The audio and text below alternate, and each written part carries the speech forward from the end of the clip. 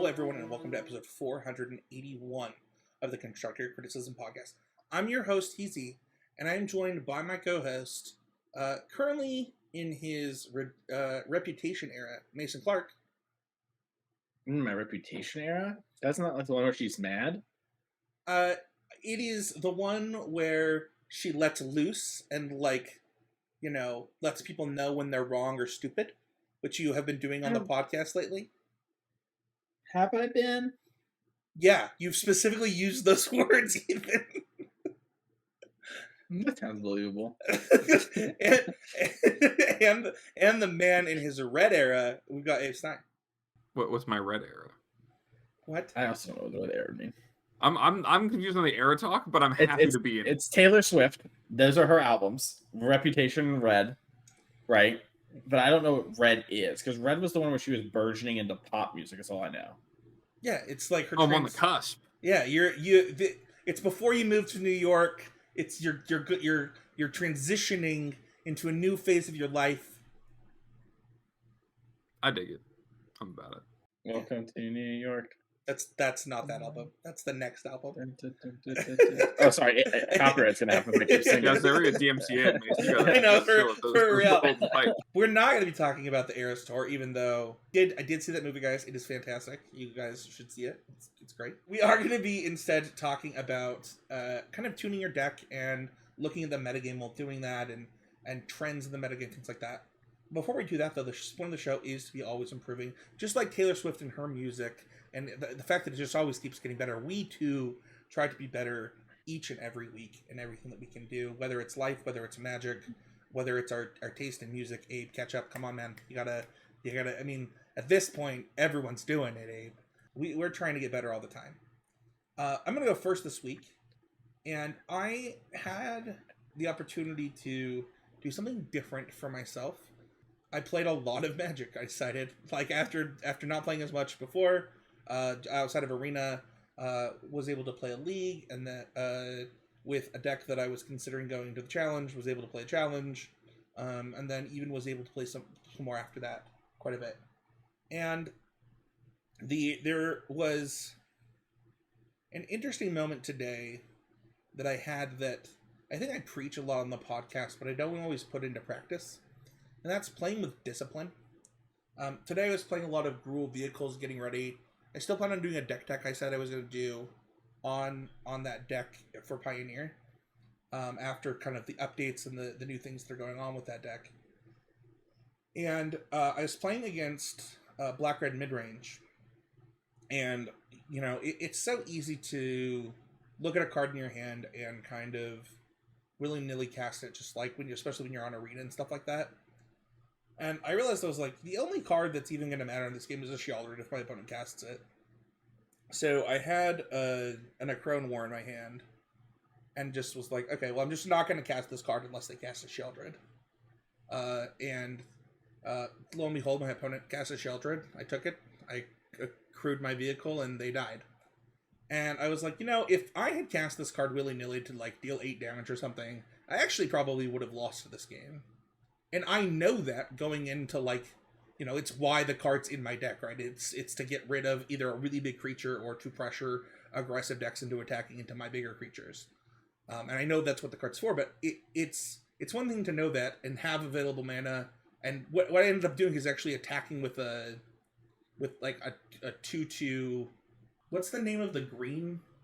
The X one? Lair of the Hydra. Lair of the Hydra, thank you. I ended up attacking with a 2/2 Lair of the Hydra instead. And I don't know. I think that I would not always make that play on Arena. But the fact that I've been playing more Magic and really focusing on winning and getting back to where I was before this year, as far as my ability and my discipline, I guess, really made me focus on it. It was an always improving moment that I've already gone through, but sometimes it's important to go through them again. I want to note, too, for listeners, because I think you used a word there that you don't, maybe you do, and correct me if I'm wrong here, but you were saying focused on winning. You kind of don't actually mean, winning. You mean focusing on, what matters and playing with intent, right? And, not actually just jamming. Yeah, I mean, I'm trying to win every game that I play typically, but that doesn't mean that I am thinking of every single game holistically and putting in. I mean, Magic's a really mentally taxing game. I think that we often act like it's not, and then so often you can get away with, I don't know, like jamming, like you said, that you forget the amount of effort it takes to play disciplined and to do the things that you know you're supposed to do. I mean, if they don't have Shelter there, I jam, right. I take their thing, I attack them for 8, and they probably die the next turn if they don't have Sheltered. But if they do have Sheltered, I just lose on the spot. So instead of taking the faster lane in which they have in the case they don't have the out, I take the slower lane to get the same win that I would get if they didn't have the out, but it takes longer. Yeah, you like macroed the matchup, and you're like, exactly. holistically, the only card that matters is Shieldred, and I even have my answer to Shieldred. So why make Shieldred matter? Yeah, I think there's a lot to be said for taking the time to play with the intent of like not playing on autopilot and not making the play that looks most appealing just on the board state, and taking the time to like think through the full scope of the decision and like how you're using all your resources in a game, because it's so easy and so often when you're just jamming to be like, okay, yeah, I'm just gonna like tap all my mana and cast my spell. It looks good here. I can do it. And otherwise, what am I gonna do? Attack for 2 with my Lair of the Hydra? That doesn't seem like as strong, right, in this sense. But when you're actually playing, I think a good distinction there is playing like to win rather than just playing to play. It's like you're playing to make the decisions that are gonna end in you winning the game, not playing to make the decisions that are in front of you just happening in the game. Kind of like, and the more I think that as a listener, the more that you spend your time playing with the broader view in mind, any of us, if you spend time playing trying to not play on autopilot instead of making decisions, you start to see a lot of gains for that. I'm glad that's something you're able to get time back into, Spencer, because I know it'll be. Yeah, it's awesome. It actually, funnily enough, came up because of playing Rhinos this weekend, which we can get into another time. But like that deck's really easy to play on autopilot, but the interesting decisions from that deck actually come when you can't do that. Heuristics are the death of tournaments. Heuristics are the death of tournaments. I'm gonna get it on a shirt. I mean, you should write a song about it. Put it on your Reputation album, Mason. What's next? My always improving moment comes actually from last week. I think it was on air at the end of the episode. Maybe it was afterwards. I talked about how I've never actually played against or with coffers. You know, and like it just never come up. Even in coaching with like VOD review, coffers had somehow never entered my life. I think it was on the episode. Yeah, and that was the thing I was thinking about it, and I was like, listen, I feel pretty confident about how coffers plays. I feel pretty confident. You told me, Mason, you're playing an RCQ, you have to play coffers. I think I can know what to do. But I was like, but I should put a little bit of time in if something comes up and it happens. And my Friday was a little slower than usual, and I got my stuff done. And I was like, you know what? I'm going to play that coffers league, and I'm going to do it. And it was a fun time. I don't think I learned a whole lot, but it was very much like, okay, yeah, these things kind of play out this way. The deck still has these problems and it has these strengths, and that is helpful to know.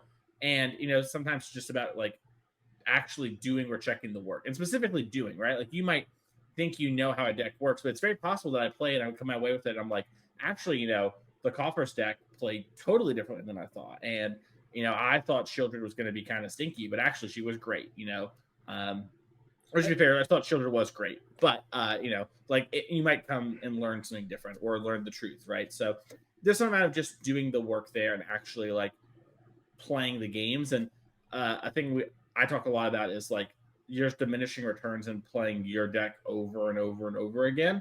And, me playing another league of, 4-color or whatever isn't going to be that helpful, but getting a lot out of coffers, I feel a lot better, more solid about my opinions on things. So that's my always improving moment. I'm kind of curious. I did my coffers testing, as I kind of hinted that I was going to do on the podcast on that Thursday with QJ and Matt.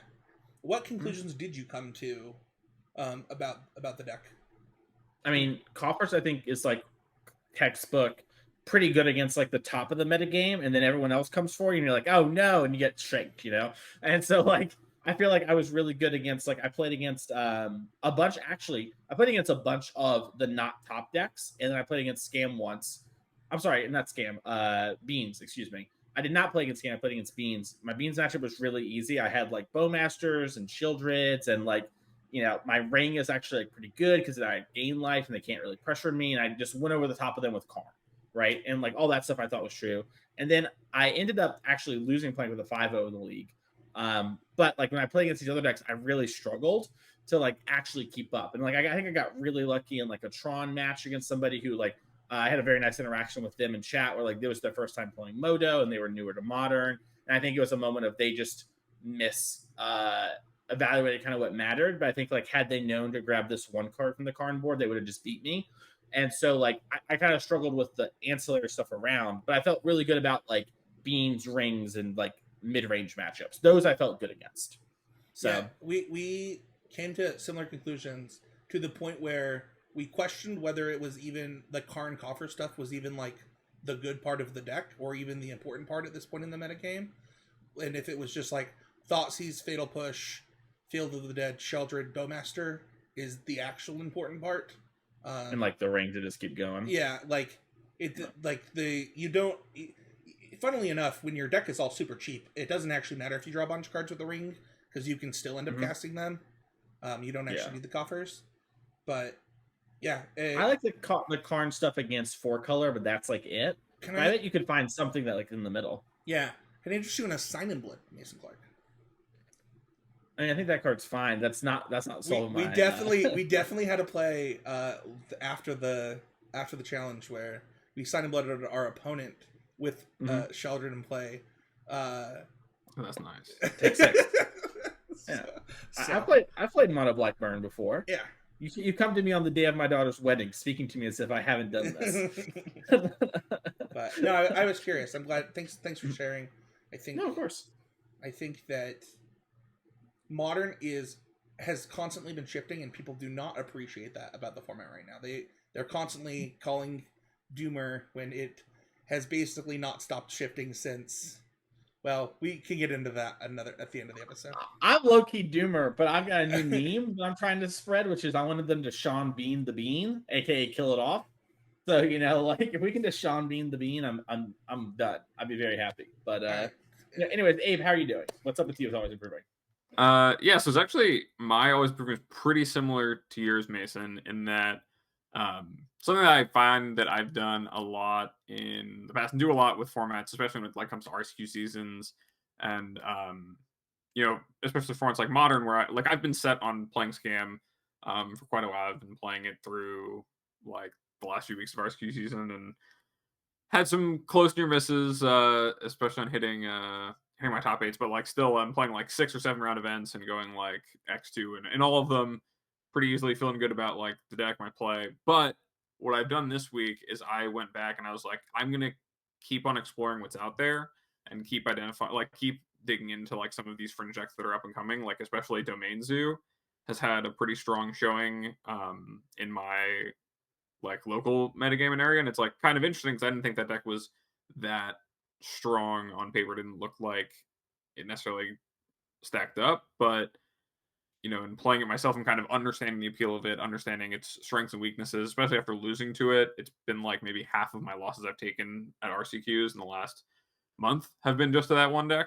So I don't know if it was like my approach from the Scam side or anything like that, really buckling down and saying, okay, I'm going to keep digging into and understanding what's going on in the Modern format, not just from the scope of I know what my 75 is going to be basically, and like what slots are going to change for me based on what I expect the room to be like, but also saying, what is going on in these decks where, I kind of get how they function, like you were saying, Mason, by like looking at them on paper, and I have my assumptions about things, but taking the time to really follow through and, keep working on it and keep understanding it, not only to be ready for, my next event, but maybe like an event 2 or 3 months from now where I might need the information, or 6 months from now where it's like, okay, how does this deck stack up if there's been no changes? What were the strengths or weaknesses of this deck?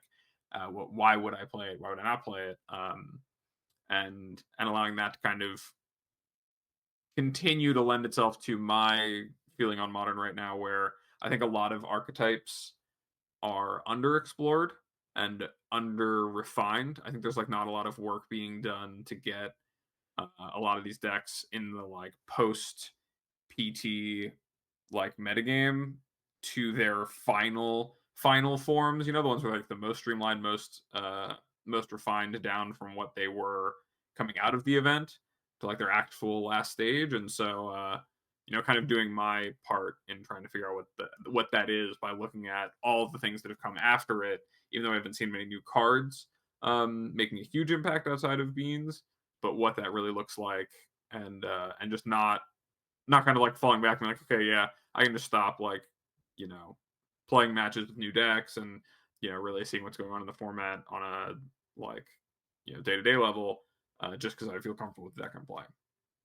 Were you playing a Tribal Flames version or looking at Tribal Flames versions or the non-Tribal Flames versions that are kind of like more mid-rangey black cards? The Tribal Flames version. The one that's just like the domain creatures, Wild Nikotl Ragavans, Bolts, Flames, Bindings, cool. Bowmasters, etc. Yeah. That is going to do it for Always Improving. If you want to support the show, one of the best ways to do that is heading over to patreon.com/ccmtge. Become a patron of the show. Starting at $1, $5 to get access to the Discord. We really appreciate it. You get access to early access to shows, tons of benefits. The show will always be free, but it does mean a lot to us, and we've given enough back that you feel like you can give back to us. So let's go into the training grounds, considering the metagame when tuning your deck.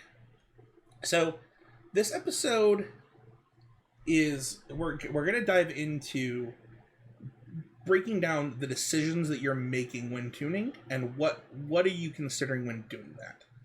When it comes to either trends in the metagame, the things that are happening in the format, things like that. I think that when you think about a topic like this, the reason that it matters, there was an episode of the Jerry T podcast a few weeks ago, and I'm not ashamed too proud to like mention other great podcasts and when they have a really good moment. And there was a moment where Jerry T is talking about 2-drops in the green-black mid-range deck in Standard, and kind of the options and how he came to the conclusion of what he wanted to play and where he wanted to play it. And he talked a little bit about Outland Liberator in this specific slot as the last 2-drop that he got to play. And he came to that conclusion because of things like Leyline Binding, because of the pressure that it puts on your opponent to cast spells, and things like that. And that's kind of the crux of what we're going to talk about today, is how you go from, I have this I need a 2-drop. Right? What are my options in 2-drops? And then how do I pick from those options? It is slightly different, I would say, than like talking about your flex slots, because it's the information that goes into making the decision rather than the flex slot themselves. But Mason, I'll pitch this next one to you, actually. What do you think are some opportunities to look at a metagame when you're tuning a deck? Yeah, so I think a lot of opportunities to jump out to me that are easy to explain, and there are some that, to be fair, are bigger and harder, but kind of hard for us to convey in a podcast form. But an easy one is like, what is going on when it comes to removal, right? This happens a lot in standard formats, where typically standard formats have some premium removal, and then the threats are then decided in some part and how they line up against that. So, for example, if we look at Standard, Go for the Throat is the most played and universal answer to threats in the format that doesn't require a 5-color commitment from Leyline Binding, right? So, things that are artifact creatures can be really strong because they dodge Go for the Throat. There's also Cut Down in Standard, right? So, Cut Down answers a lot of the early threats, but some of them can scale out of it, right? And there are more things going on from there, but you might start picking, like, oh, here's an opportunity to metagame. I found this 3/3 artifact creature that has this upside. I want to play that because it is affecting. I'm sorry, it lines up well against what they're doing, and their effects won't line up well against me. And the metagame is moving that direction. So I am tuning in turn. Yeah, this came up a lot with, like, I think about the power word kill format and which removal spells you would play at different points, depending on the state of the metagame, right? But that's not just your removal spells, right? That's also deciding what creatures or what sizing you're going to play according to what the answers are in the format, right? 100%. Yeah, like it is more than just the removal, right? It all connects and interlocks in different ways. And you're going to see that happen as you start to pay attention. So, another example might be looking back at the Pioneer metagame before RC Dallas. The Boros Convoke deck was on the rise, had just done really well in Magic Line about a week and a half, I believe, before the RC. And we saw players do things like, okay, there aren't any rogue graveyard decks right now. Greasefang's the one graveyard deck. There's this red white aggressive deck that's popping up. I might play a card like Rending Volley instead of my second Rest in Peace or something like that because I want to have a Rending Volley to answer these two threats here. And now suddenly you can make a decision and tune things based on that. Where it's like, oh, okay, like my graveyard pivot threat might actually be strong, or my graveyard deck might be stronger, and things like this happen a lot with trends. Yeah, and I think it's an important distinction when you think about like, okay, we're talking about tuning like to a metagame versus like flex slots, right? Like what's the difference there is like for me when I think about a flex slot, it's like, okay, am I playing that extra removal spell, that extra threat, that extra over the top card, or am I playing like am I allocating that extra slot that could be one of these different roles into something else? When I'm talking about tuning, I usually try to think of it as, okay, I've decided on what the hard count is. Like I'm going to play 6 or 7 removal spells. What is the split that I'm choosing there? Like to Spencer's point about like the power word kill format, even for a little bit there in Pioneer, back when like Boats was considered it was the deck that was going to be the best deck, and Red Black had to adjust by saying, okay, we're going to start playing all removal spells, the same count of them, but all removal spells that can answer Sky Sovereign. Or there were times where then that was happening, right? Power Word Kill was in the Rakdos deck, and then suddenly decks like Angels were better positioned. And, the Boats deck even went as far as sometimes playing like, lots of Dragons and Glory Bringers, things like that, that would answer the same kinds of problems, right? They're tuning against what they're seeing the removal suite be. So they're saying, okay, you're going to be able to kill my Sky Sovereign. I still want a threat that's going to be able to come down and impact the board and like be able to take something out on its way in. Let me adjust to what those things are, right? It can happen in a bunch of different ways, but it's important, I think, when we're talking about this, to think about in the context of your deck, what are the roles that your deck is playing. That's your spots, right? That's your flex slots of how many numbers of these things, these effects are you playing, but what those effects actually are on the very base level of what's the actual card I'm choosing to do that role is kind of the distinction there between tuning and like making your deck kind of shape change. Yeah. And I think it's important just to keep that in mind. I think that one of the episodes that we did a really good job of breaking down things that care about this type of stuff, actually, the ramp episode, Abe, that you and I did, where we talked about bridge spells and understanding like how the role a bridge spell can play, whether it be a removal spell or a ramp spell, or that fits into this as far as like, okay, I need this effect, or I need to get to this turn, or I need to get to this board state. Those things need to be decided before you can get to the point where you're now tuning. Are there anything else, Abe, that we are considering when looking at a metagame? Like, we mentioned the removal spells, but is there something, we mentioned sizing the creatures too, but is there anything else? Yeah, I mean, I think it's important in the same way that we've talked a lot about, knowing the rules of engagement of the format and the pillars of the format. Knowing what those look like is probably the most important thing to then like tuning your deck, because a big part of that is going to dictate what the good cards are in that moment in the metagame versus what the kind of good, the pillars are what the good cards always are, right? Those cards are just constantly going to be important things like you're never going to say like, okay, Fable the Mirror Breaker's in a bad position back in that standard format, right? It's just that good a card. But something like Go for the Throat, right, come like the RC in San Diego, I know a lot of people were thinking about cutting Go for the Throats because of Razorlash Transmogrifier or whatever, the 3/1 and Steel Seraph too was people were considering playing a lot of that in the mono white deck. And exactly, yeah. And then also the dragon that like when it dies make the treasures out of the Atraxa decks. All these were good examples of things that were kind of punishing Go for the Throat for being the most efficient thing that people were playing a lot of. So it put a lot of onus on the red black players to consider, how am I tuning my deck? How am I adapting to the fact that the threats people are playing are going to be in some way advantaged against what they know the removal is going to be. So not only thinking about what the what the best cards are, the pillars, the rules of engagement are, but then how kind of beneath that layer are people trying to get advantages. So, thinking about like the trends overall, if you know that, right, like Obliterating Bolt was a card that really showed up at that time, not only because it was a good answer to like the cards needed exiling, but also like being able to instantly tag Planeswalkers as Liliana the Veil was ticking up in popularity. Um, being able to, even though it couldn't kill Shieldred, which was an important card at the time, killing these other breadth of things like Ob Nixilis's and stuff, that all mattered too. And knowing what it is, what cards it is you're really specifically thinking about beating, I think is a really good way to think about it when you approach it. Not just on this removal spell is what I'm punking, or this threat is what I'm punking. It's like, what are the actual specific cards where like, yes, thanks to those cards, this is the card I want to draw. Mason, you did a really good job of talking about this. I don't know how long ago it was at this point, but when we were talking a lot about Yogg for a couple of weeks there on the podcast, one of the rules of engagement for Modern, especially with Orcish Bowmaster and Brennan 6, is like thinking about your like what kind of mana creatures you can play, right?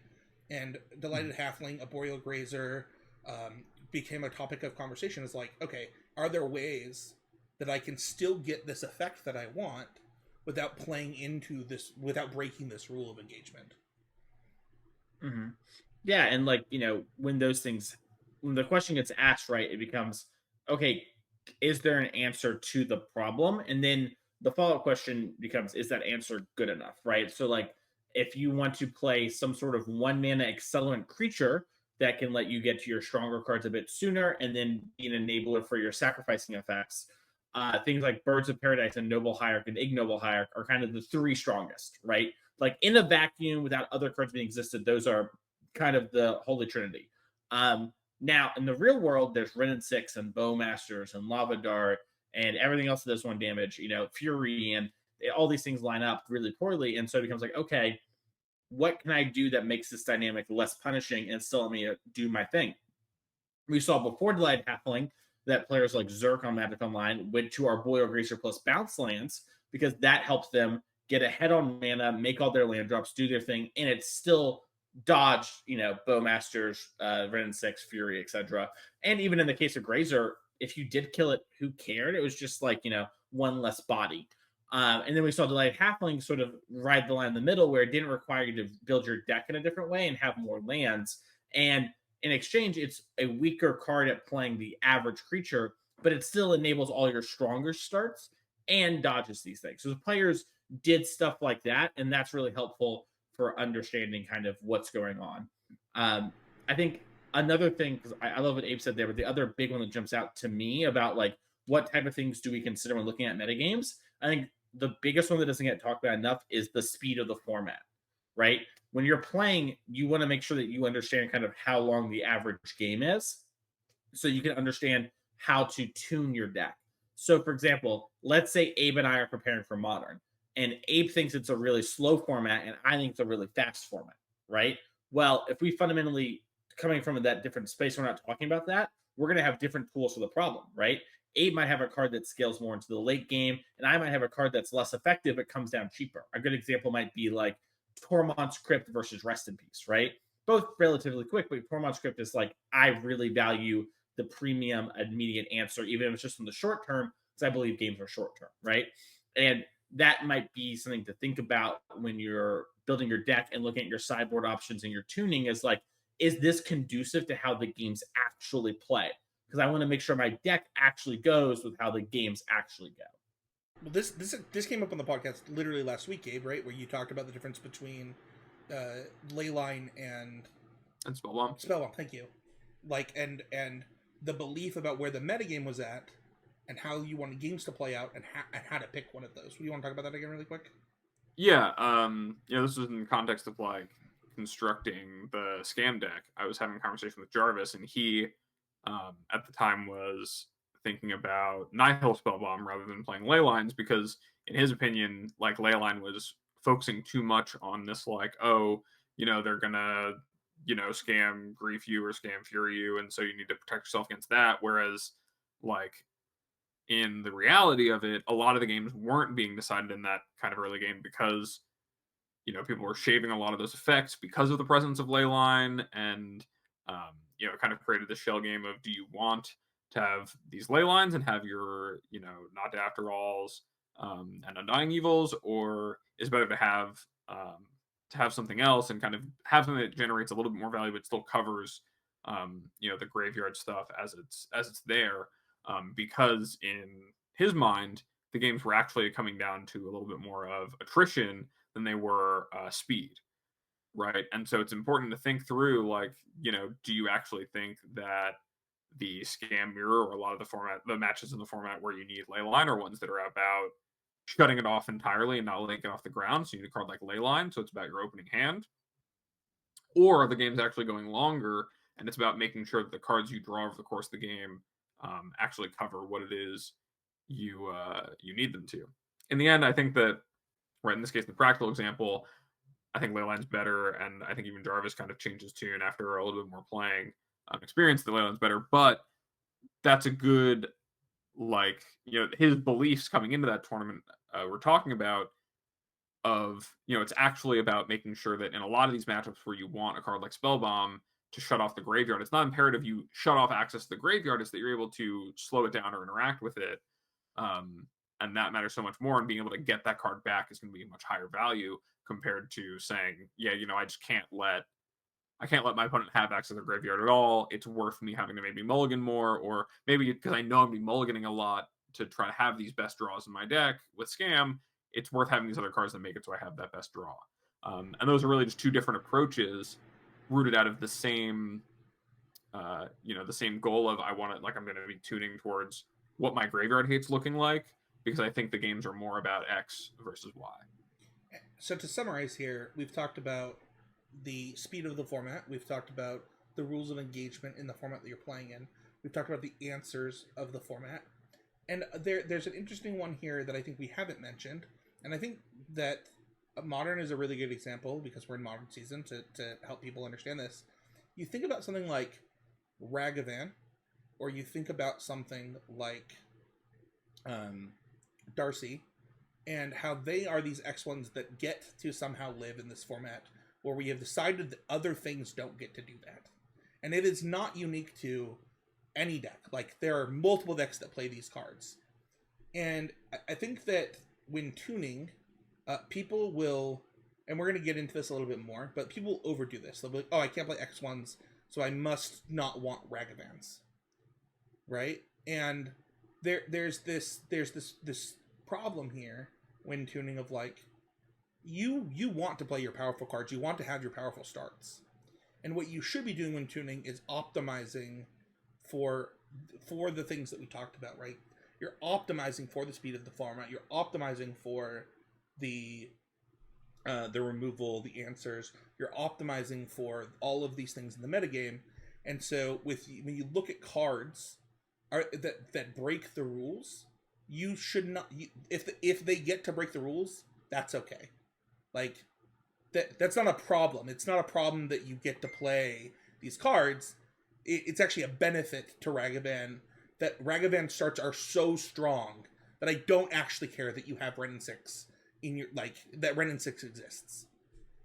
Mason, I see you, like, nodding your head ferociously. For the audio listeners, I would like you to jump in. Sure. I was just thinking about like the Avengers assembling or whatever with Ragavan. It's just like, you're not gonna like leave the Hulk out, just because you're in a small space. You're gonna call the Hulk in. Anyways, my brain works in mysterious ways. And regardless, I think that there is something to be said about, like, you don't want to overdo it, and we do see times where players do side out Ragavan, right? But this is kind of like more exceptions that prove the rule, right? Like, just because your opponent is Bowmasters doesn't mean you don't want Ragavan. Like, if I was playing against the Cabal Coffer stack, I would want my Ragavans. I might not want it against a mid-range deck that's a lot more bodies on the board, right? I don't really want it against my Yawgmoth, but I would want them against black-green mid-range, right? So that all matters to know, like, that context or whatever, but it is just a thing where it's like, these things come up, you want to be aware of them, and you want to know what the rules are, but they need to be very strong to be chilling to the point that you want to completely move off something, right? And just because there is a roadblock in the way does not, I'm sorry, there's a speed bump does not mean it's a roadblock, right? And players typically, they do not want to ever go down anything that is like has any resistance, but some resistance is fine. There is just going to be that no matter what. And you want to be careful that you're not overdoing it, because you're probably not smarter than like the cards are strong, right? And that is simply to say that if you are playing and your deck has a powerful start, whatever, or there's something really good about your deck, until lots of things change, you should just kind of do that, because the metagame will change and will adapt, but it is slow and is not as like unstoppable as players think, right? Like, for example, players say Hammer is currently unplayable. Well, Travis continues to like do really well with Hammer and won the Apex tournament this past weekend. And I watched him, beat a bunch of matchups that are supposedly bad matchups, right? And I think those matchups are bad. And if you played them a million times or whatever, he probably comes out on the losing end a lot. But if you really know your deck and you play it well and you move your deck to work with what's going on, you can maybe overcome that, right? So, just to say, not everything has to go that way. Yeah, and I think that comes back to like something that I said kind of early on in this topic, which is that there are going to be cards that are parts of pillars of the format, and those are not going to change, right? We're talking about tuning your deck. You're not going to give up the core of what makes your deck strong. You never want to give up the core of what makes your deck strong in a vacuum in order to make these gains, right? By tuning towards what the metagame is kind of saying. Like, it's the difference between when you're playing, like for me, it's like playing something like Hammer. Okay, I'm not going to put Memnite in my deck anymore because that card is too vulnerable to things like Bowmasters, things like Run and Six, things like Fury. And I can make my deck still function in the way that's still very powerful about it at its core without putting this card into my deck, right? I can find an alternative that plays into kind of the pace of the game that I want to play, right? But with something like Ragavan, even though a very common check in the format, right, like we're talking about, is Bowmasters and Red and Six, right? The 1 point of damage, the one body in the way.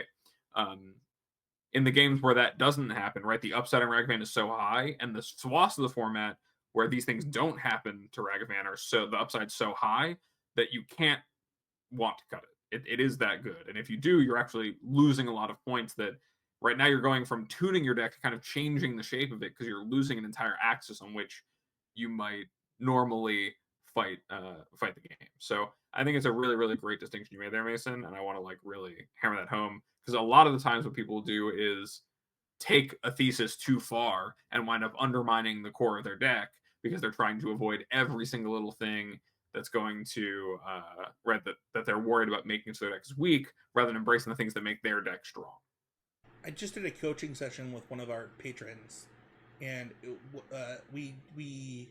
I had him write down the rules of engagement for Modern, and then we reviewed them together and rewrote them and have defined them. And one of the things that we kind of talked about was, one of the things that I required of him for our next session is that he needs to come back to me with when it is okay to break these rules. What are the reasons to break these rules? And I think that maybe it's the pop punk kid in me, but there has to be a reason to break rules. I mean, Mason, what is it that you say? Heuristics are the what? Heuristics are the death of tournaments. Like, you can't be bound to a list of rules in a game as complex as Magic. But what you can do is you can play a Ragavan on turn 1, attack, and then Blood Moon your opponent, and then all of a sudden it didn't matter if they had a Red and 6, because they didn't have it in their opening hand, and now they actually can't play the game. I gotta ask you, Abe, how does this differ from just normal deck construction? That's something that we've kind of talked about a bit. Rather than like building your deck from the ground up to choose a deck that's going to attack well into these metagame factors, right?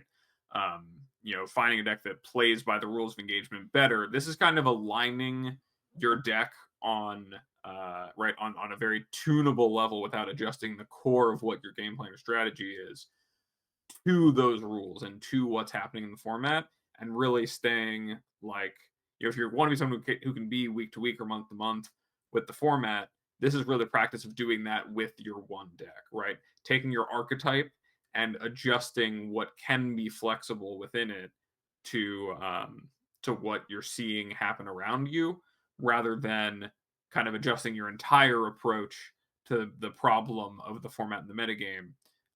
I think that's like really the biggest thing, right? This is about the smallest micro changes you can make on a card to card level rather than a slot to slot level or a deck to deck level or a sideboard to main deck level. It's really just, okay, what are the specifics of the cards I'm using to solve my problems rather than what is the archetype I'm choosing to solve my problems. What is my approach to a format where these are the problems. It's really just building. You've already built. Now let's kind of be a little bit more flexible in our framework and how we're adjusting. Mason, we've mentioned this, but I want you to like hammer it home. Like, how do you not overdo this? How do you, or can I? Can I overdo it? Can I not just know what every person in the room is going to play and build my deck perfectly? Yeah, the incentives just normally aren't there for the average person on the average tournament, right? Like when you see a lot of these things happen and there's these really cool moments and they get really exciting and players are really smart, it's at things like Pro Tours and RCs or invitationals, right? So when I was coming up in Magic, I imagined like the Star City Games invitationals, which you can go back on YouTube and watch. And people would do these like crazy metagame calls or like change like individual cards like we're talking about. So for example, I'd be playing Razor Lash Transmogrant over Rafine, right? Because just like whole stop beats everything that's going on, blah, blah, blah. And in like an 8-16 person, 100-person field, whatever, that is doable. Where in the average tournament, things can't really go that way. And not everyone is going to shift or have the ability to shift or see things the same way you do. So it's important to remember that like thinking about stuff in Magic is really fun. And thinking about metagames is really fun. And a lot of people enjoy that, even sometimes more than actually playing. But it is important to remember that like playing good, tight, technical Magic, having a reasonable approach to all this is what matters more. And if your choice doesn't pass the reasonable deck gamer bar of like, oh, this is makes sense, logical, it's not overreactionary, I'm not like giving up a ton in order to do this, then it probably isn't the right thing to do. And even if you do all of these things, I really want to hammer home, it doesn't matter as much as playing good Magic does, right? Like understanding your role in the matchup, understanding what's going on in the turn, understanding how the games are going to play out, understanding good attacks and blocks. Those things matter way more. How to mulligan, all those things matter way more than like in this week, Abe, I played the 3/3 artifact creature. And it's like, yeah, that was good, but you didn't really know how to do anything else, and so you lost. One of my favorite quotes that I used to say on this podcast all the time, when we were talking about like the SCG tour back in its like glory days, was that Thunderbreak Region is a bad card, but people play bad cards on the SCG tour. And the truth is that despite the decisions that you've come to, or the conclusions, I should say, that you've come to on the metagame, or on the format, not everyone is going to come to that conclusion. There's a great short of Abe actually talking about this on our YouTube channel. You should check it out. You're just not going to come to the same conclusions, people. So if you overdo this, you're going to end up losing to the thing that you thought was bad. Yeah, it's really easy to undermine the way your deck functions if you get too cute and think too hard about how you're going to, outsmart everyone by changing your deck to make it so you're not susceptible to this one thing, and forget about all the blind spots and all of the, especially in a format that's really broad, forget about all of the possible other things you might not. There's too many things to think about to really get a full picture of it, and if you overdo it, the cost is so much higher than doing it correctly, or you would have been better making no changes.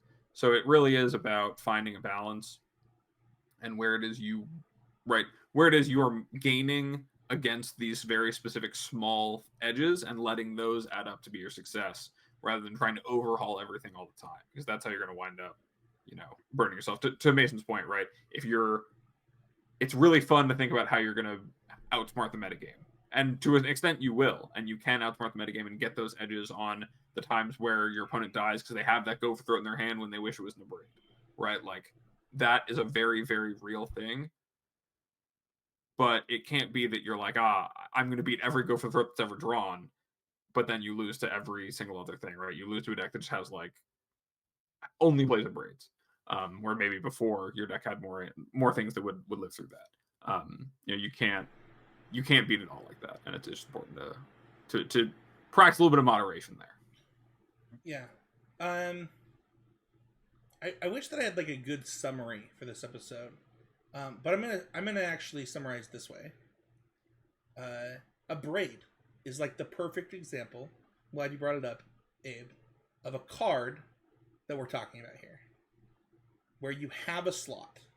It's not just a flex slot, but it is. I have decided to play my Go for the Throats. I have decided Sheldred's the best card in the format. I want to beat Sheldred. Go for the Throat is the best answer for that in the format.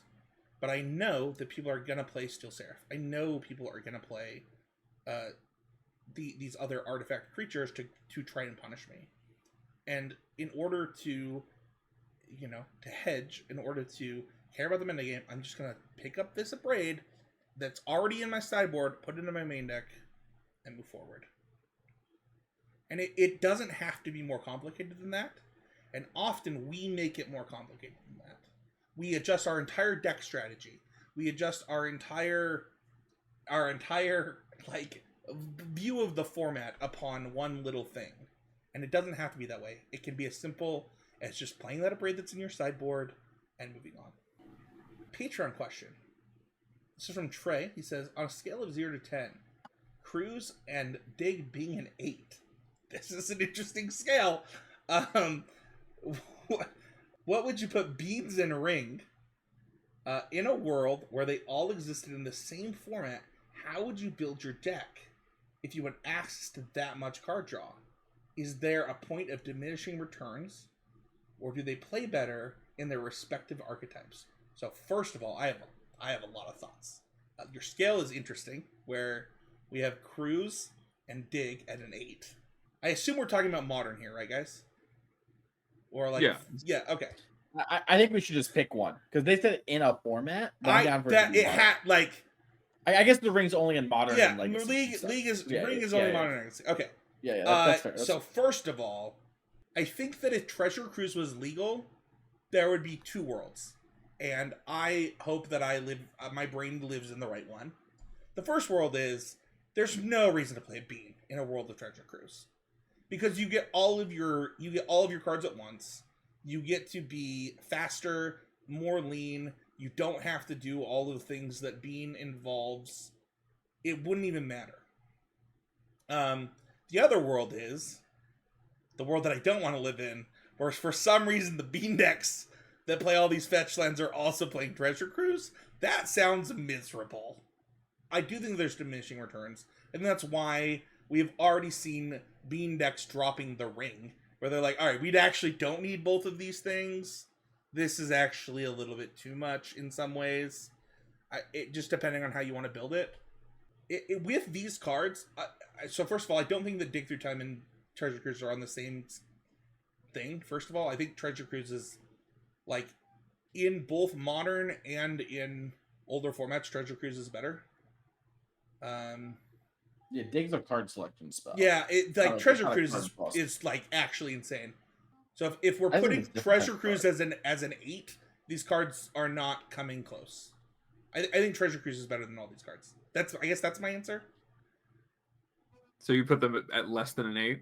Yeah, you're less than an 8 with a non-committal number. Yeah, well, like the problem is like obviously I would put the Ring higher than Beans, other than the fact that Beans is now like clear. The pitch elementals have made Beans so much better. I can't hold it in. I don't want to interrupt you too much. No, go ahead. Just like when people talk about Beans, they act like Beans is a Treasure Cruise, right? But who's at fault? Is it Beans or is it Solitude, Fury, Leyline? Oh, it's clearly not Beans' fault. Yeah, it's like that one sketch for the guy where he's wearing the hot dog and the hot dog car crashed into the party, and he's like, "We're all trying to figure out who caused this here." Yeah, and that's Solitude, Fury, Leyline. It's clearly not Beans. It's just not. Like, Beans is fine. It's like.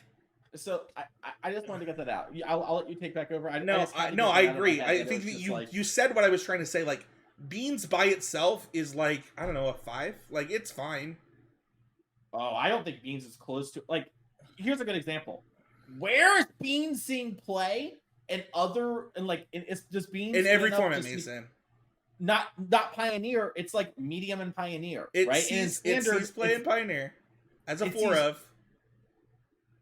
It's Enigmatic Fires. It sees... literally people play differing numbers. All right. Like if we go check right now, I'm just saying that like if Beans was as strong as Treasure Cruise, it would be I agree. We're in violent agreement. This is one of my favorite terms. We violently agree on this. I'm just saying, like, wait, are you saying it's lower than a 5?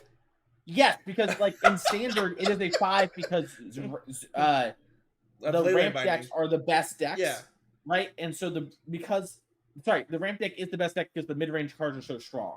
Right, it is like a parasite that eats off of that. Yeah, I do not think that the like ramp deck is the best deck in a vacuum in standard, but currently it is. So we're seeing it see play there. But Beans is not a card you would play if aggro decks were the best. Like your deck might play it, but it won't be the best. I would put Treasure Cruise, for what it's worth. I would put, or not Treasure Cruise. I would put Dig Through Time and Ring pretty close to each other in power level.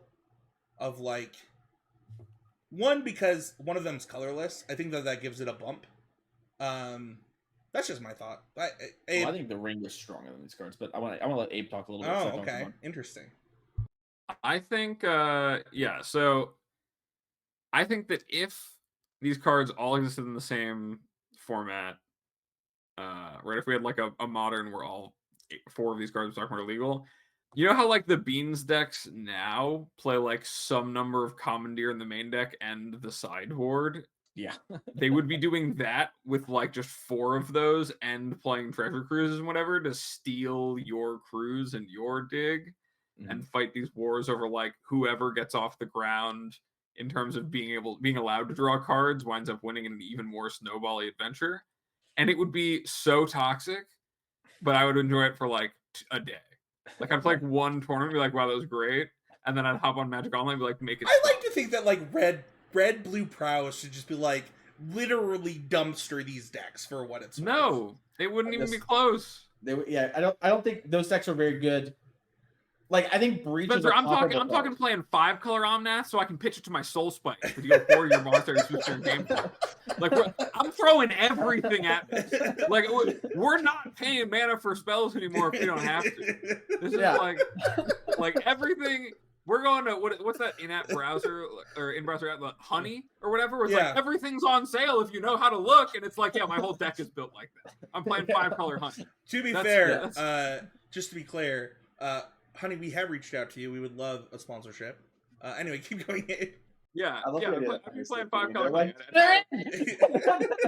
I'd have all of my answers would be pitchable and free, and I'd be able to draw cards off of Beans with them because that's how the cards are designed. So am I the only one rating these? I've given 7. So I'm getting there. There. Yeah, so this is still a long Patreon question, but it's worth it. There's like 4 questions in this one question. I'm answering the piece of how would I build my deck if they were all available.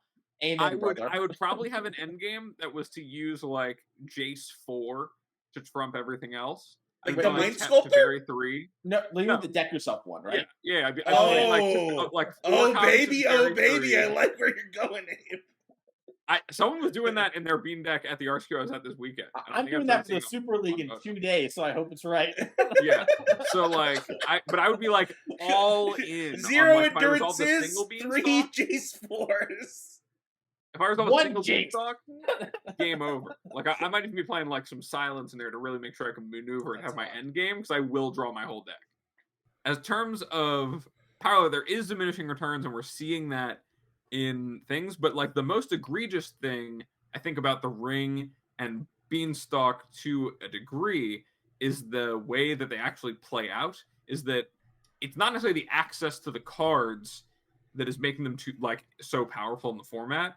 It's that the way that you make Up the Beanstalk work in a way that is really powerful is to play these really, really strong defensive options that then give you a ton of time to use the fact you're netting cards on these exchanges where you're like pitching for your Solitudes or Furies and like you were 2 for 2ing your opponent on your Fury and now you are getting a card out of it, or you're like getting your opponent's entire mana expenditure on a turn for the Solitude and you're like going even on a card with it. So like catching back up that way, versus or like the One Ring, where like I will play the One Ring, and some decks you will just not be able to interact with me or do anything to me for an entire turn cycle, and I will take my draw step plus an activation or two, and then like do something else to the board, and then cast another One Ring you can't interact with because I've now seen 2 of them. And in that way, I think it's much more similar to Dig Through Time, and kind of a big problem, in my opinion, with the card Dig Through Time is that it's too strong of card selection for the format. So it narrows the amount of time your opponent has to interact by saying, like, I'm going to set up my stupid 2-card combo by looking at 7 cards and then finding either the other piece from the one I had in my hand or just both of them together, right? Like that's what the Splinter Twin decks did back in the day. And I think the way that the card advantage is coupled with the ability to either like invalidate the window in which you would be able to interact while they're supposed to be setting up to draw cards, or like is actually controlling or defining the window in which you get to interact. Those are the problems with those cards. Not necessarily like with Treasure Cruise specifically. That one was just, okay, this is too easy to access card advantage if you're just playing a bunch of the cheapest cards, which made it really, really powerful. And it's kind of uniquely a problem there where the cards around Treasure Cruise, actually, all being the fast, aggressive cards at that time, made it as good as it was. All right, but in this case, like, I'm gonna build a blue-red prowess deck.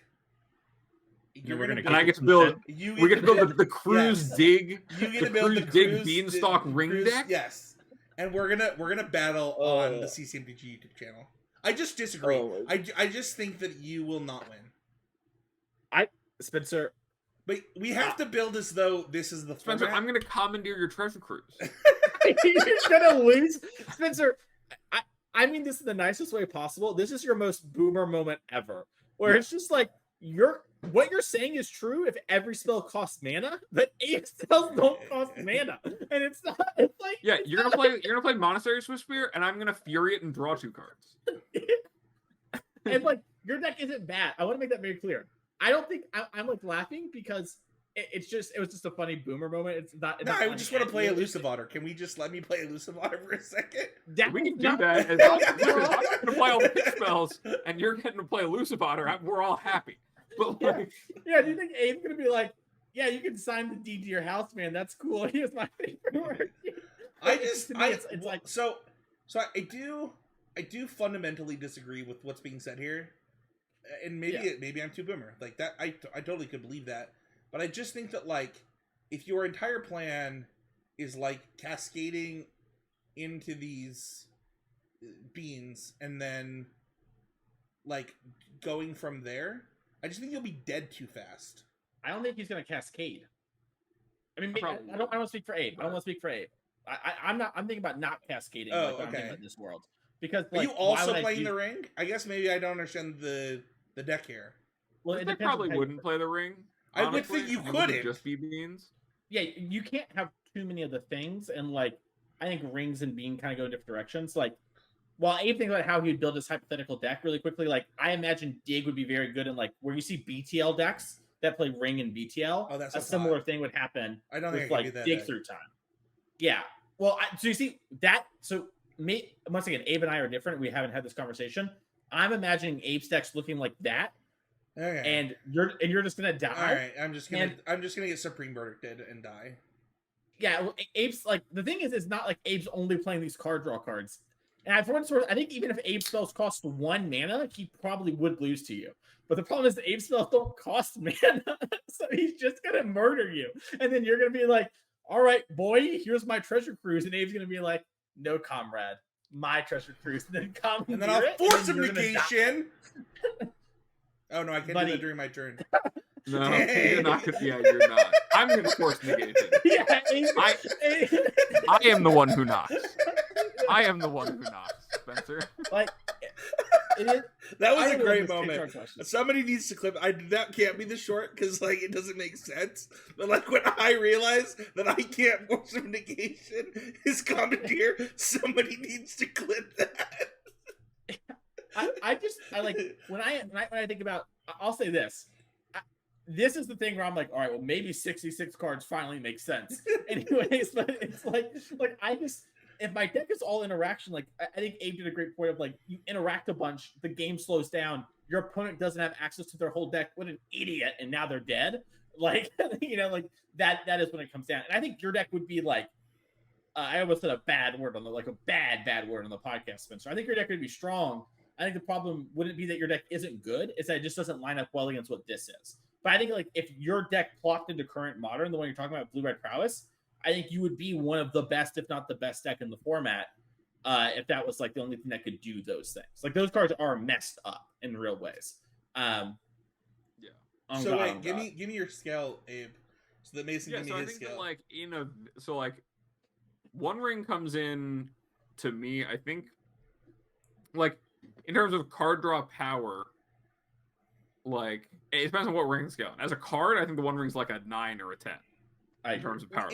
I think as a card draw option only. But we're saying with Treasure Cruise, you have to with Treasure Cruise at an 8. I think Treasure Cruise is probably an 8 or 9, anyways. I think that the One Ring is like a 9 or a 10.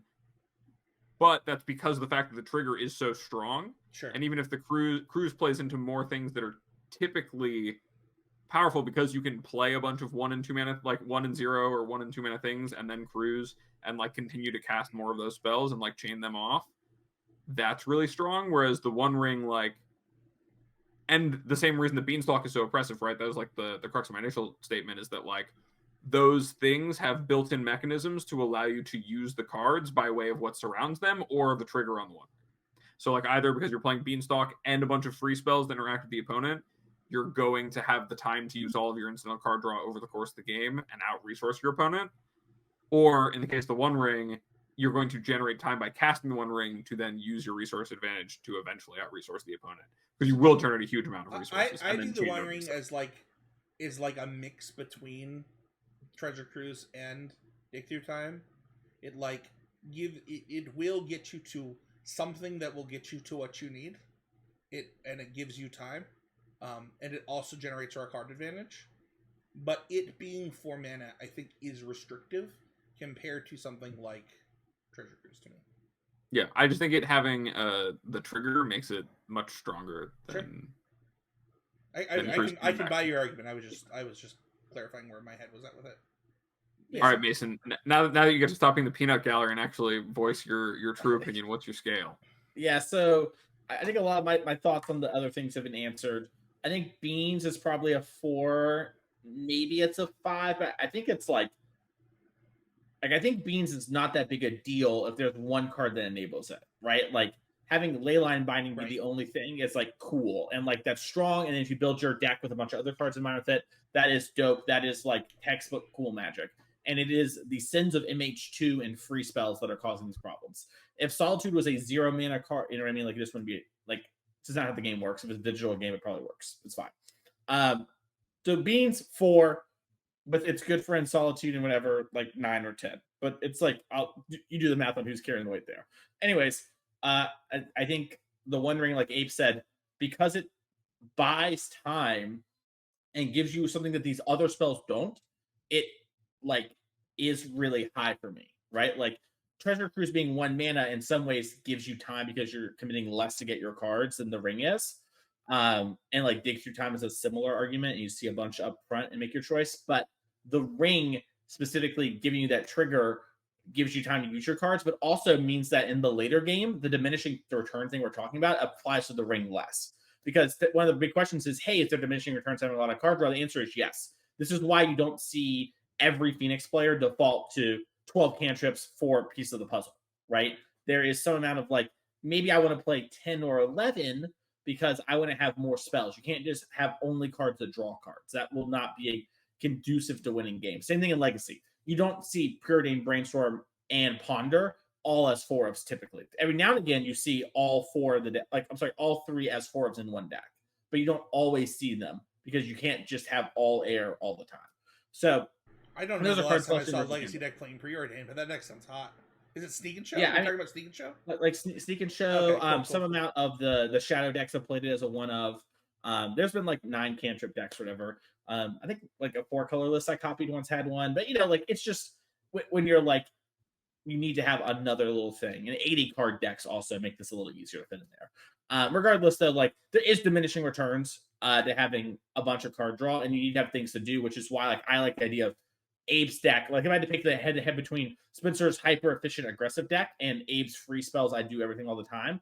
It's like, well, he can actually like deploy his things consistently and always do them. And the card draw even has buyout clauses with his other cards in his deck. So I think the ring is like probably a 10. I'm of the belief that the ring shouldn't be a Magic card. I fundamentally hate the ring. And like there are a lot of things you can do to make me not hate the ring, but I think the ring is a 10 and egregious and feels to me like it wasn't play tested. Like I don't know how that card got out the door. Okay, so what is Beans is a 4, and the ring's a 10. Ring's a 10. Treasure Cruise is an 8. What is Dig Through Time in your mind? I think Dig. It matters so much in the context of Dig. Like Dig on its own is weaker than Cruise, but Dig in context with other things can be stronger, in my opinion. It really matters on what it's enabling and what the format allows for it to enable. So, like for example, if you here's another great example. Dig and Cruise are unbanned, and Spencer can play his blue-red deck with Cruise, and I can play my BTL deck with Dig. I feel pretty good about where I'm sitting in that spot, right? But me versus the format at large, I don't know, but I think I would still be pretty happy. So I'm going to guess that Dig sits between like a 6 and an 8, and probably averages out to being like a 7.5. I would say. I think Dig is really there's a 0% chance your deck plays 4 Dig, and there's a 100% chance that my deck plays 4 Cruise. I would cut all the BTLs and just play Digs. Ooh, I don't like that if you're playing Bean. I'm not. I'm going to play BTL and Ring. I'm starting to play Dig and Ring. That's what I'm saying. Like my BTL deck is taking the Bring Delights, and I'm removing Valky and all that shit. And then I'm bringing in my hyper efficient card. All of these decks seem weird. All right, that's too much time on a Patreon question. That's like a bonus episode question. No, that we just spent 20 minutes on. We needed it. I think we've all had a lot of beans and ring in the last that we've been letting simmer beneath the surface of the show. Dude, straight up, like everybody's like ban Bean. I'm like, I would ban Bean so fast. I mean, you would ban Bean? I would ban the Ring. If I can only ban one card, it's the Ring. It's Triumphs in the Ring. And then it's either the ring or Grief to me. So you see, I think if Ring and Bean are gone, there are decks that can actually can we just ban both? Can we just ban Grief and the Ring? Can we just ban Bean and the Ring? Mason, I mean, honestly, Mason, I'd like to ban Saltine Fury. Why don't you just unban something and fix the format? Whoa, Mason, you can't say that. You can't say that. I don't ban Saltine Fury. No, those cards are awful. Why do we live in a world where all Solitude? I believe that all of the other elementals might be getting punished for Solitude's crimes. I'm not even joking. I think like they are so messed up, and I think Solitude should cost a white to a vote. I think they should all cost mana. Like why is it like? Also, why is Solitude Swords to Plowshares and not Path? You get to ask a question or leave a comment on the YouTube channel. This week's question comes from our short where Mason talked about Scales. And the question, Mason, is, what is Scales? Scales is a modern deck. It is short for Hardened Scales, which is an enchantment that is the namesake of the deck. It is a deck that leans on creatures that use +1/+1 counters synergistically. It is very similar to the Affinity deck of old, if you played back then. Kind of the modern age era. That basically the 20-second pitch is your deck has a bunch of creatures that have +1/+1 counters and synergize well together with that. From there, you then have some pretty powerful abilities to win the game with a card called Arcbound Ravager and moving the counters around and doubling. And so there's just a lot of I take the kind amount, I have the counters I have and I kind of double them twice and kill you. Also, I 3-1 my FNM with that deck. What up? Deck's dope. It's too hard. I lost to that deck.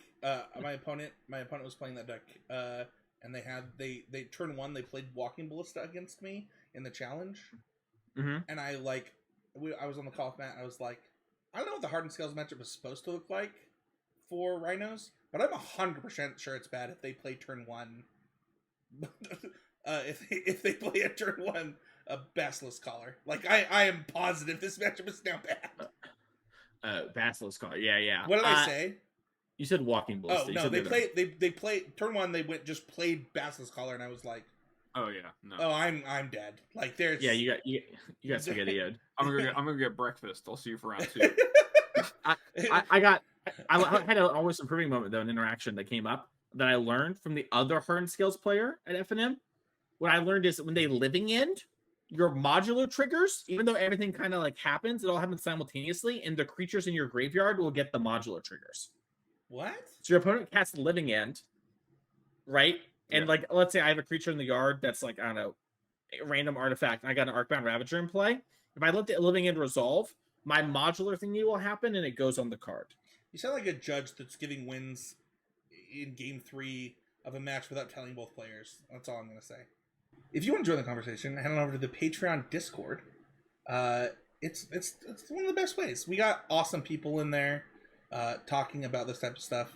You can join the public Discord where it's just the He's a Game Media Discord. You can ask a question like, what is Scales, on the YouTube comments, or follow us on Twitter at CCMTG. You can also check out Drafting Archetypes. About to wrap up this format. I think that this was one of Sam Black's very best formats. And looking at these cards, I do think that this next format will be another really good one where like Sam will be one of the voices for the format and kind of how complex these cards are and things like that. So check that out. And then one of the best ways to support the show is just to subscribe, review, like wherever you're listening. It helps the show more than you could possibly imagine. You know, I don't know how long it takes you to go on Apple and leave a review, but getting us that 5 stars, and if we deserve it, and going through that it actually helps us more than you could ever know. If people want to find you, Abe, where can you do that? You can find me over at twitter.com/morenothings. And you can send me DMs if you want to inquire about coaching. I have just about 1 spot left for anyone interested. Or you can send me email over at morenothings@gmail.com. How about you, Mason? You can find me here on the show each and every week. You can find me at twitch.tv/TheMasonClark. You can find me on Twitter at Mason E. Clark. If you want to reach out for coaching, you can find me there, or via emailing me, which is the exact same, masoniclark@gmail.com. Put coaching in the byline. I have some spots open, which is really exciting. And I also had some cool stuff being announced for patrons of the coaching stuff. So if you want to check that out, there's some cool things that happened over there. And that is it. Spencer, what about you? If you want to find me, you can find me at He's a Game. I have open DMs for coaching. I am opening my coaching a lot, actually, right now. I'm usually pretty selective about the people that I work with and what I'm doing, but I actually am pretty in need right now. So that sounds weird, but if the thing that I bring on the podcast is something that has helped you, and you feel like you could get some help one-on-one with me, hit me up there or at spencerhowland@gmail.com. You can also find me on the Need to Nerd podcast, where I talk about nerd culture, or Smash Through, a podcast about always improving, focusing on Smash Bros. Yeah, that is going to do it. What did we learn on the show this week? I don't like the order, because I'm first this week, and I feel like after our conversation, I want to change the order, and I want Mason to go first. I learned Spencer he learned something about them free spells today. He learned them kind of messed up. I learned something. You learned that I learned something? That's what you learned? Yeah. I learned that nobody takes this segment seriously but me. No. Abe, what did you learn this week? I learned that Mason is not as Arcbound Ravager knowledgeable as I thought he would be. That whole living end thing, man, that's basic. That's basic knowledge. I didn't know that either, for what it's worth. And I would have expected that I knew that, because I played with Living End and Affinity. But I just take for granted how much Arcbound Ravager I've slung in the day, I guess. That makes sense for you. One of my early Magic memories, someone telling me you should play Affinity as my first Modern deck. It's really easy. It doesn't take much thought. And I thought, that seems odd. Isn't that the deck with all the dice? And then a friend let me play a game for pickup, and I was like, this deck's too hard, and I put it down. It got all the dice. That's true. Like when That's a you good first way look to at- identify Yeah. the dice scale of difficulty. I like that quote too. I honestly really enjoyed this show. Not every show that we go into do like I'm like, oh, like I'm hyped, like whatever. And this show was actually really hard to go into, to go behind the curtains of like, what are we delivering? What are we helping the listener with? And kind of hearing your guys' thoughts of how you look at a metagame and how you can approach tuning your deck accordingly. I don't know that I like learned to look at removal, right? But learning like your approach, for example, I think Abe, you this is something you did really well in San Diego, is when you decided to play the quote unquote best deck, like you cared deeply about this specific topic and how you approached it. You know, whether or not you missed on things like certain planeswalkers or whatever, you still approached it knowing that Razor was going to be a card. You still approach it knowing that Steel Seraph was going to be a card. You still approached it like, okay, but like, what are the rules that I have to go into with this? And, you know, I think that Mason often did this with 4-color, or 5, you know, with the Omnath deck, whenever he would build, is like, you know, I could change, like, you know, all these cards like all these people are doing, but is there actually a reason in the metagame to do that, right? And so while I don't think that I learned something specifically about the topic, I think that I learned that you both have experience in this thing that I have always considered myself really good at in tuning, that I don't know, I just came to appreciate you two a lot more. So I really enjoyed that part of this episode. That is going to do it this week. Thank you everybody so much for listening, and we'll see you all next week with another episode of the Constructed Criticism Podcast.